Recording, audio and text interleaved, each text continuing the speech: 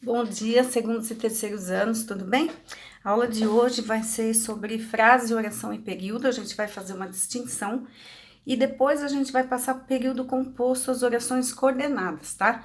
Tudo isso é para focar, na verdade, uma palavrinha que sempre cai nas APs, caiu na AP desse ano, desse bimestre, tanto para os segundos quanto para os terceiros anos, que é a conjunção, tá? Então, o que é uma conjunção? Vocês já fizeram a revisão das classes gramaticais exatamente com esse objetivo. Eu queria que vocês tivessem contato com o nome das palavras, né? Que é importante.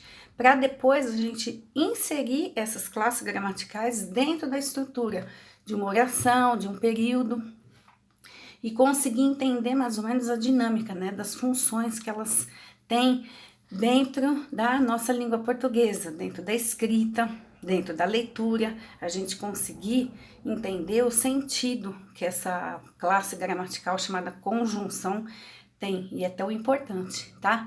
Ele é um conectivo, ele serve, a conjunção serve para unir, para dar sentido de uma frase, dentro de uma frase, e assim dentro do período, tá? Então, são palavras que caem muito, né, em vestibulares, em provas de concurso, no Enem, né, a gente pensando no Enem agora, e entender, né, a parte mais simples para a parte mais complexa, certo? Então, a princípio, a gente vai definir o que é uma frase e o que é uma oração.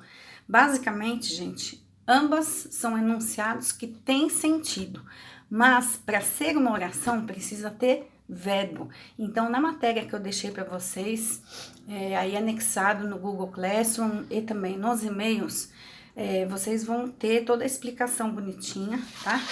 Seria essa parte aqui, certo? Observando que sempre que a gente vai trabalhar com a parte de gramática, pessoal, a gente tem que pensar sempre no verbo. Então, o principal é achar o verbo. Então, se eu tenho uma frase de enunciado completo, de sentido completo, sem o verbo, eu vou chamar de frase. Se for uma oração, ela tem que ter um verbo simples, um ou mais verbos, né? Ou locuções verbais, que locução em língua portuguesa, em gramática, sempre são duas palavras juntas, tá? Então, eu tenho locução verbal, tenho locução adjetiva, tenho locução conjuntiva, tá? Então, tem várias formas aí de eu fazer análise de uma oração. E dito isso, a oração, quando é simples, quando tem uma forma verbal apenas, ela vai ser considerada um período simples. Para ser período composto, eu tenho que ter mais de uma forma verbal. Então, aí que começa a análise sintática, tá? A oração, então, quando for com mais de uma forma verbal, eu tenho orações que compõem o período composto, tá? O período composto, ele se divide em orações coordenadas e orações subordinadas. As subordinadas a gente vai ver mais ao longo do ano. Elas têm função sintática uma com a outra, então é um pouquinho mais complexo, tá? As orações coordenadas, elas estão unidas no mesmo período. Então, a relação delas é de sentido.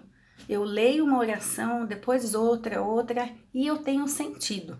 Tem duas maneiras, né, de aparecerem as orações coordenadas. As assindéticas, que não têm conjunção, então comumente a gente tem orações separadas, divididas por vírgulas, e tem as orações coordenadas sindéticas. O que é sindético? Sindético tem a ver com conjunção, então com a presença da conjunção que faz a ligação entre elas, entre duas ou mais, tá? Num período composto, pessoal, eu também posso ter orações assindéticas e também sindéticas, tá? O que vai diferenciar uma da outra? O uso da conjunção para ligar as duas, tá? Então, as sindéticas eu tenho 5 tipos, né? a matéria aqui, gente, que vocês vão ver lá no anexo, tá? OCS, orações coordenadas sindéticas, tá? Eu tenho as aditivas, que elas vão dar um sentido de acréscimo, de adição, então eu vou utilizar algumas conjunções aí, né? O e, o nem, o não só, mas também, etc. A adversativa é o famoso mas. Então, sempre lembrem disso. Algo adverso. Eu quero estudar, mas estou com sono. Algo contrário à minha vontade. Cai muito, né? Em concurso, em provas, o mas. E nós também utilizamos muito. Então, na matéria tem algumas outras conjunções que fazem uma substituição ótima, perfeita, tá? Então, a gente tem o porém, contudo, todavia, no entanto, são conjunções também adversativas e você pode trocar, ao invés de você usar dentro de um texto só o mas, utilizem outras, acostumem-se, né, a usar um porém, um contudo, entretanto, que tem o mesmo sentido e tá ali presente e diversifica um pouco o nosso texto, tá? A alternativa é algo que indica opções. Ou eu estudo, ou eu trabalho. Ou eu converso, ou eu escrevo. Ora, eu estou dormindo, ora eu estou estudando. Então, alternativas. Depois nós temos as conclusivas, que também são conjunções que a gente utiliza muito e elas são muito úteis nas nossas produções de texto, tá? Artigo de opinião, texto argumentativo, dissertativo. Por quê? Porque elas indicam o fechamento de alguma coisa. Elas indicam a conclusão, tá? Então, o mais comum é o portanto, né? Que a gente usa muito. Mas eu posso usar o logo, por isso, de modo que, certo? Então, são opções alternativas que você tem de diversificar também o seu texto. E a explicativa, gente, que a gente sempre pensa no porquê junto, tá? O porquê junto, sem acento, certo? Que a gente já viu isso no começo do ano.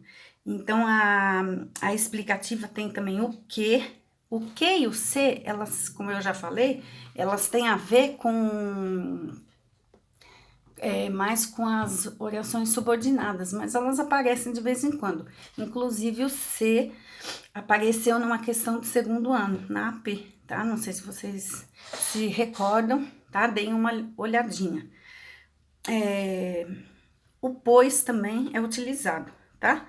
Agora, eu queria explicar para vocês exatamente essa diferença do uso do pois. O pois, o uso mais comum dele é exatamente para a gente explicar, tá?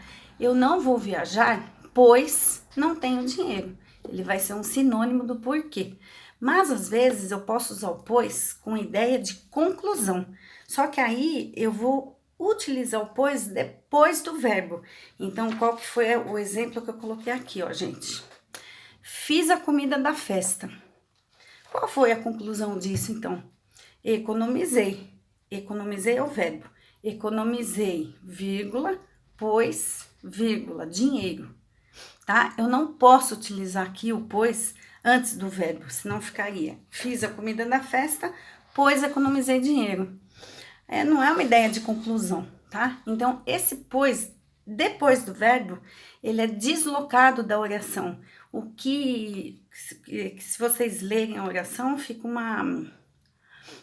estranho, porque a gente não é acostumado, não é um uso comum. Então, o ouvido da gente não absorve, a gente tem realmente o uso do pois, mas como explicação mesmo, tá? Então, fiz a comida da festa, economizei, pois dinheiro. Esse pois, desse jeito, você pode substituir pelo logo, pelo portanto, né? Economizei, portanto, dinheiro.